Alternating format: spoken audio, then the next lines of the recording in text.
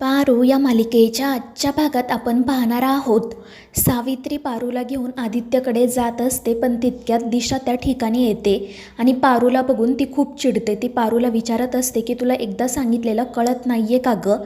तुझ्यामध्ये self respect आहे की नाही? पण तुला तर सेल्फ रिस्पेक्ट म्हणजे काय ते माहितीसुद्धा नसणार ना. जा इथून निघून जा.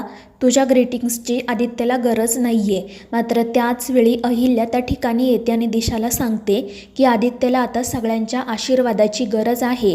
आणि मग ती स्वतः पारूजवळ जात तिला म्हणते की पारू, तू आदित्यची मैत्रीण आहेस ना गं. तू सतत त्याला काय हवं काय नको ते बघत असते, त्याची काळजी घेत असते. मग आता तूच आदित्यला उठायला सांग, त्याला बरं कर. तो फोनवर सुद्धा तुझ्याबद्दलच बोलत होता. आणि मग ती स्वतः पारूचा हात पकडते आणि तिला घेऊन आदित्यकडे जाण्यासाठी निघते. त्यामुळे दिशा खूप चिडते. त्यानंतर अहिल्या पारूला घेऊन ICU बाहेर येते आणि पारूला सांगते की बघ आदित्यकडे आणि त्याला सांग उठायला. आता तूच त्याला बरं कर. मात्र त्याच वेळी एक नर्स त्या ठिकाणी येते. ती सांगते की पेशंटची तब्येत खूप सिरियस झाली आहे, त्यामुळे सगळेच घाबरतात. अहिल्या पटकन आदित्यकडे जाते. तितक्यात डॉक्टरही त्या ठिकाणी येतात. ते आदित्यवर ट्रीटमेंट करायला सुरुवात करतात. पण आदित्यची अवस्था बघून अहिल्या खूप घाबरते. ती मोठमोठ्याने रडत असते आणि त्यामुळे श्रीकांत तिला बाहेर घेऊन जातो. आदित्यची तब्येत अचानक बिघडल्यामुळे सगळेच काळजीत पडतात. अहिल्याचा सुद्धा धीर खचतो. ती खूप रडत असते आणि तिची अवस्था बघून प्रीतमही रडू लागतो. श्रीकांत त्या दोघांना समजवण्याचा प्रयत्न करत असतो, पण अहिल्या म्हणत असते की श्रीकांत, आत्तापर्यंत मी खंबीर होते, कारण तुम्हा सगळ्यांना माझ्याकडे बघून धीर येतो. पण मी आदित्यची आई आहे रे, जर त्याला काही झालं तर. त्यामुळे सगळेच घाबरतात. आणि मग शेवटी पारू अहिल्याजवळ येत म्हणते की आदित्य सरांना काही होणार नाही. माझी खात्री आहे की ते लवकरच बरे होतील. मात्र हे दिशाला अजिबात आवडत नाही. आणि मग ती नाटक करत अहिल्याला म्हणते की आत्तापर्यंत तर आदित्यची तब्येत ठीक होती ना, मग त्याला अचानक काय झालं? कोणाची नजर तर लागली नाही ना? आणि तिचं असं बोलणं ऐकून सगळेच तिच्याकडे रागात बघू लागतात. तर अहिल्याला त्या गुरुजींनी सांगितलेलं सगळं काही आठवतं आणि ती श्रीकांतला म्हणू लागते की गुरुजींनी सांगितलं होतं ना की आदित्यचं रक्षण करणारं एक कवच आहे. मग आत्ता ते रक्षा कवच कुठे आहे? ते आदित्यचं रक्षण का नाही करत? आणि त्याच वेळी पारूला आठवतं की तीच आदित्यचं रक्षा कवच आहे. आणि मग ती लगेच हॉस्पिटलमधून बाहेर पडते. बाहेर आल्यावर ती रडतच स्वतःशी म्हणत असते की आदित्य सर, तुम्ही मला सांगत होतात की माझ्यासोबत चल, तुझ्या मनात जे आहे ते करू नको, पण मी तुमचं ऐकलं नाही.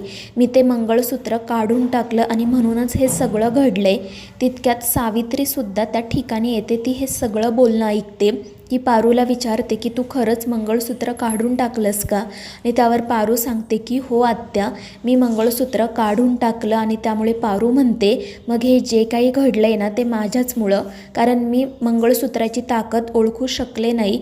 तुला मंगळसूत्र काढायला सांगितलं, पण बाळा, तू आदित्य सरांची बायको आहेस आणि त्या मंगळसूत्राची खूप मोठी ताकद आहे. तूच आता त्यांचं रक्षण करू शकते. आणि मग पारू पुन्हा मंगळसूत्र घालण्यासाठी देवळाकडे जायला निघते.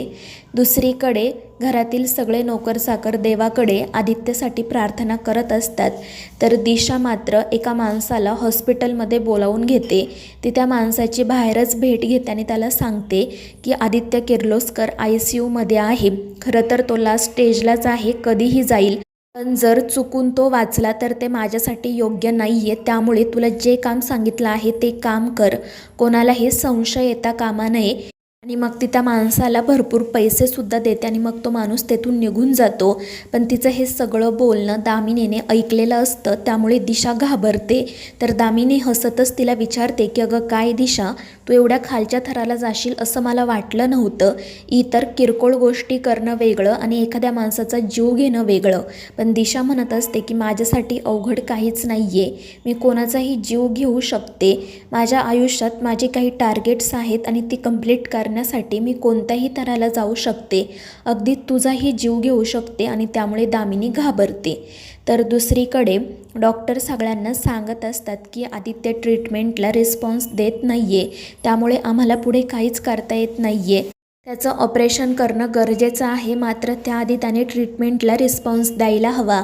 आता तुम्ही फक्त देवाकडे प्रार्थना करा आणि ते ऐकून सगळेच काळजीत पडतात. तर अहिल्या श्रीकांतला म्हणते की आता मी देवाच्या आणि माझ्या आदित्याच्या मध्ये उभी राहील. देव माझ्या आदित्याच्या जवळ जाण्याआधी त्याला माझ्याशी सामना करावा लागेल, हा माझ्या आस्थेचा प्रश्न आहे. आणि मग तीसुद्धा मंदिरात जाण्यासाठी निघते. तर मित्रांनो, या मालिकेच्या पुढील भागांच्या अपडेट्ससाठी आपल्या चॅनेलला सबस्क्राईब करा.